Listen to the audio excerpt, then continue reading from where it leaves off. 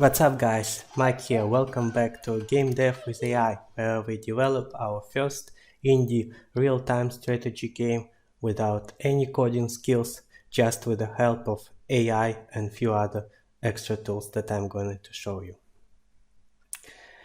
I've been on this mission for a while now. If you're following my progress, I made quite a great progress over the last few weeks, and in this video I'm very excited to share my progress with you. I apologize, I am a little bit sick today. I have red eyes. That's the reason for sunglasses. In this short video, we are gonna continue the progress on our game, and specifically we'll be doing the new maps. I'll show you the process on how I create the maps, which in my opinion look pretty good, especially for the newbie like me who is developing his first game with no coding skills. And we'll be doing and adding the animation for our robots to the game. I'll show you the tools that we use. Let's start with the maps. First of all, let's quickly jump into original old school game called Z from 1996, which is a big inspiration for the game that I'm developing right now, and check out the maps that they have. Z you can see on Steam. It's a classic real-time strategy game that I really loved when I was a child. That's why it's been such a big inspiration for me. And here you can see the structure of the map. Let's start it. So here is our map. Same like in our game, we can control the units, we can capture the flags and territories, and we can build more robots. As you can see, main elements here are roads, desert, and crossroads, bridges, and of course destructible rocks. Alright, so here we go. This is the basics, and here is also, they have mini-map, which is quite helpful. So how we can do the map similar to that? If you remember, few videos back we were developing the first map and the megatexture, and I was telling you the differences of two approaches, the tiled map and having one big image, so-called megatexture. So if you remember, I have playground here, and we can basically draw different tiles using the tile set that we created. For example, we pick here the road, crosswalk, and then we can simply draw the road, something like this.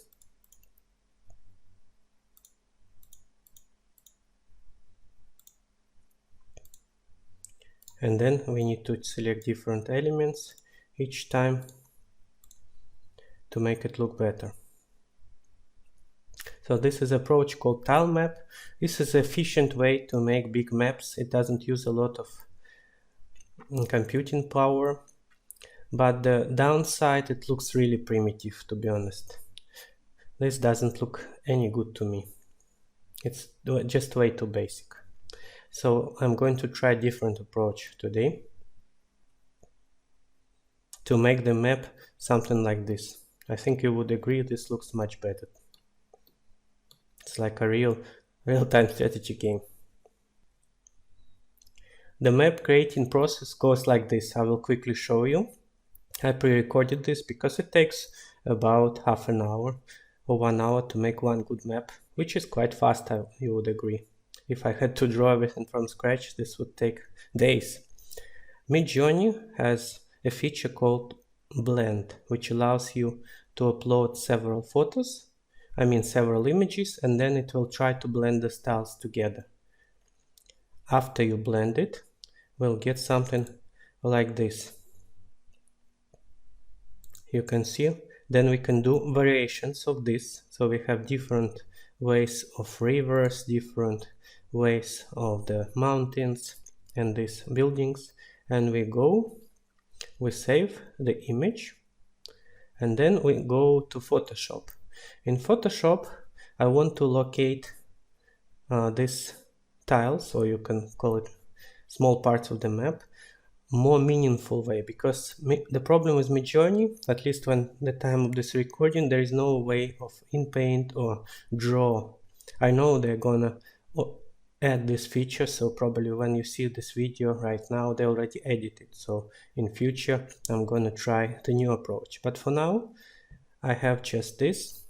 In Photoshop, I select parts that I really like and which make sense to me, because right now it's just way too random to make a good map. I need to make it more meaningful. And I will be selecting the good parts, and then I copy paste, and on the left I'll be building the map more meaningful way. And don't worry about the seals between them. We'll do it seamless later using the OpenAI tools like Dall-e. So see, I create more land, less trees, more sand. I copy good elements, and on the left I create the map. See, I try to align the rivers together so they make sense. They're not so random anymore. Okay, so once this part is ready, we'll get something like this. Now we need to proceed to OpenAI Dall-e, and maybe later Midjourney will be able to do it as well. But for now I have to stick with Dall-e. Let's save it and go to Dall-e. Here I upload the images to Dall-e, and now I need to remove this to make it seamless. I need to remove these transitions and the parts that don't look so good. I erase them, and now I click generate frame, desert for example,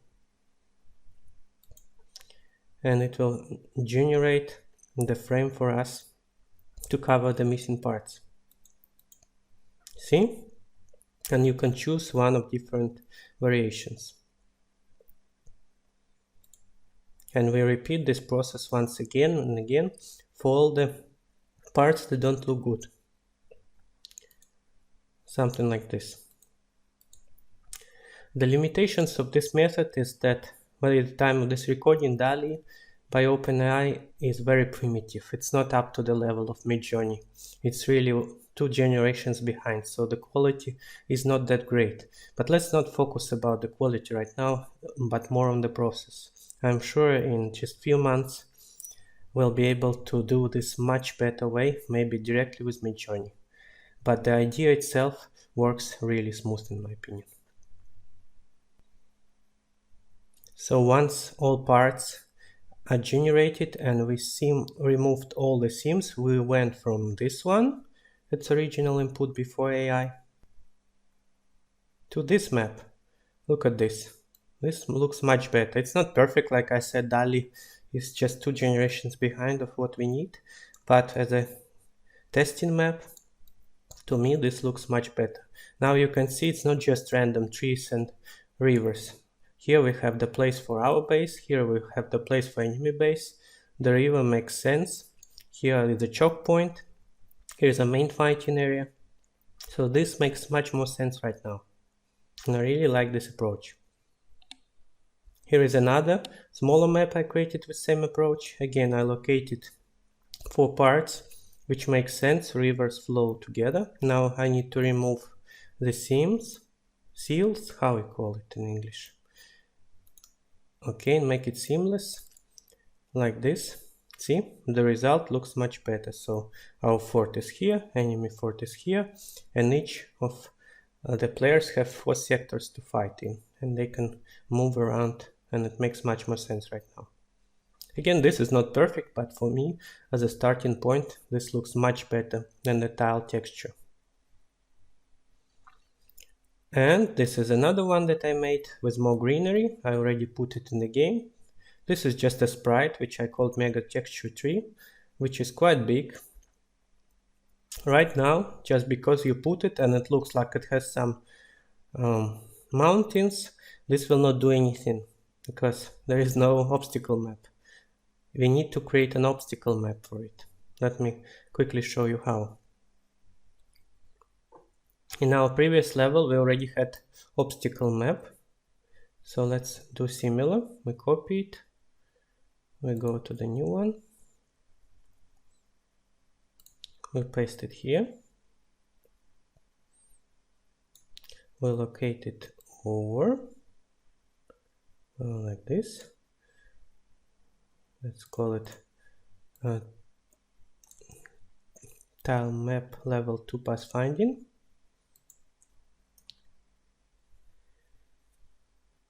And I think it will change in the previous level, so I need to be very sure if it's not changing. Yeah, it's changing, so I need to create a different one, otherwise I will just change this one as well in this one. So we cannot use the same. We'll create the new one from scratch. We'll go back, delete this one. Now we go to map backgrounds, create new project, new object type. It will be tile map, and we call it that's tile. It's a map is called pathfinding. So we call it that's tile pathfinding. It will be, it doesn't matter how it looks because it will be invisible. Most important is that areas that are visible will be blocking the pathfinding, and areas that are not visible will be allowing people to pass. So I need to apply edit behavior solid, right? So it will be used in pathfinding, and now we just need to draw it, and then we'll set it invisible. If we check here in this level, testing level 1, pathfinding is solid, which is enabled, and then it's initially visible turned off. Okay, now let's go back here. Here we also do initially visible, we turn off, so we'll make sure that we cannot see it. And now I can just draw my pathfinding and turn the places where we are not allowed to walk. Let's make tiles a little bit bigger, 64 by 64, no, it's way too small. It doesn't matter how it looks, so I draw water and something like this with a draw. So these points are not allowed to walk. Right here, right here, right here, right here. Where I mark, it will be not allowed to walk. So this way we can block some of the tiles. And if I erase them, it will be allowed to walk. I will not waste your time during this live, but later I can create this map and then units will be walking around. And this is the way we create maps so far. Hope that makes sense. Now let's get to animation. Again, I covered the basics of animation a few videos before, but here we go. I'm ready to implement some animations in our game. So this will how it look for one of the robots. So here are a couple of approaches I'm gonna show you to make animations. The problem is, by the time of the recording of this video, again, the AI animation tools are just too primitive. They're not ready yet. There is a tool called Runway. For now it's just Gen 1. They announced Gen 2, and probably when Gen 3 is available it will be cool, but this just looks terrible to be honest. I know this is just a start, but we need to wait a few generations more before we can use it. For now this is not what I need for our game. Another tool I found, something easy like this. It's called Sketch Meta Demo Lab. Alright, so we upload the photo, and then it automatically scans it and automatically going to create a rig, bones, skeleton. See, you can move it, adjust the way you want.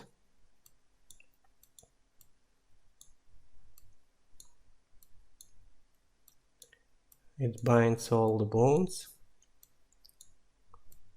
Okay, and now it will animate it. Oh, come on, sometimes it's crashing. Let's try again. So here is the result. In just few seconds we got some animations going. Yeah. It's not perfect. Yeah, it looks a little bit silly. See, it's kind of dancing. It's all over the place.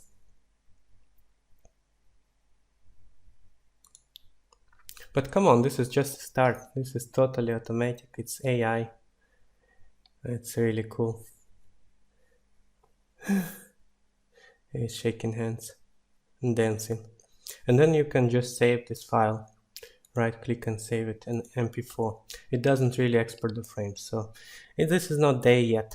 But again, this is showing the potential of AI. I'm sure in a few months we'll have many more tools. If you know already more tools that automatically create animations for 2D, let me know in the comments below. This will really help. And of course there is professional tools like Spine. This is the one that everyone is using to animate 2D characters. It's called Spine. But the problem with Spine, and this is already a professional software. So this is not something you can just click, upload an image, and it just does everything for you. This is quite a steep learning curve. First you need to prepare the layered unit in PSD in Photoshop. For example, here we prepared our robot, and you can see each element like arm, weapon, and they all need to be separate on the separate layers on the right, and then you call them separately. See, this is a lot of work and a lot of manual work to be done. This is not AI, unfortunately.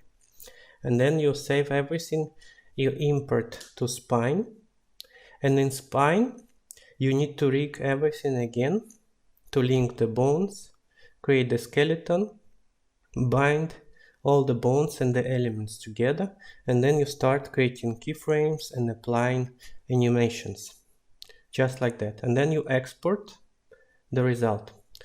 The problem with it, it's quite a lot of work, to be honest. So for now, when we are just getting started with our first game, learning the whole new software like Spine, this is out of the scope. This is just a tall order for me. We might learn it later, but that's not the point right now. That's why I'm going to order some of the animations that I need to get started on Fiverr. You can go to Fiverr, can search Spine animation, and then usually around 20 euros per animation people charge, and they will create nice animations from you, from the character that we provided. So you provide them with PSD, and then they create animation in Spine, and the result will be exported in the following strip. It can be an array of different PNG files. Each frame is a file, see, as separate files. It's one way to do it. And another way to create one file called strip, and it has arrows, columns and rows, and you import the whole strip into construct tree. Let me show you how. So in construct tree, for our enemy, we have several types of animations. Idle, which will be displayed when he is not doing anything. What's going on here with the last frame? It was the position of the origin point, which is very important. It must be in the same place in all of them in the animation. Origin is the center, origin 1 is the gun, and origin 2 will be the shadow. I need to apply this to the whole animation. Apply to the whole animation. Okay. Now it should be better. See, we fixed it. Okay, perfect. So we have same for walking. Alright. Then for shooting, okay, again the same problem. Let's fix it quickly. Okay, much better. And finally the death. Okay, the death. And if you want to import more, for example, you create add animation and then you right click here, import frames from strip, and then you choose the strip file, and it will ask you how many horizontal cells and vertical cells you have, and then it will split it automatically, which is quite fast. Or you can import the frames by frame in different files. That's why I like Construct 3, it's really flexible. And the final part is to implement animation in the code. So depending what's happening, we'll display different animation. For example, on path finding, path found, we set animation to walk. And on path finding arrived, we set animation back to idle. And you can choose from several animations. For example, you can randomize idle, have several ways of him staying in the place. It doesn't have to be just one. That's all for today, guys. Thank you so much for watching. Let me know in the comments below what tools you found, especially for creating the big maps and for 2D animations. This will be super helpful for me and for other guys who are trying to do similar tasks. And stay tuned. In the next video, we are gonna develop the nuclear bomb. Finally, we'll be ready to nuke them all. That's all for today. Take care. Cheers.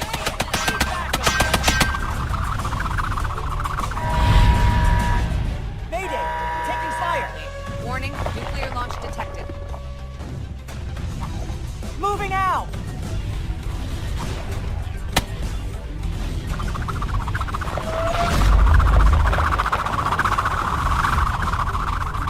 Let's teach them a lesson! Get over here!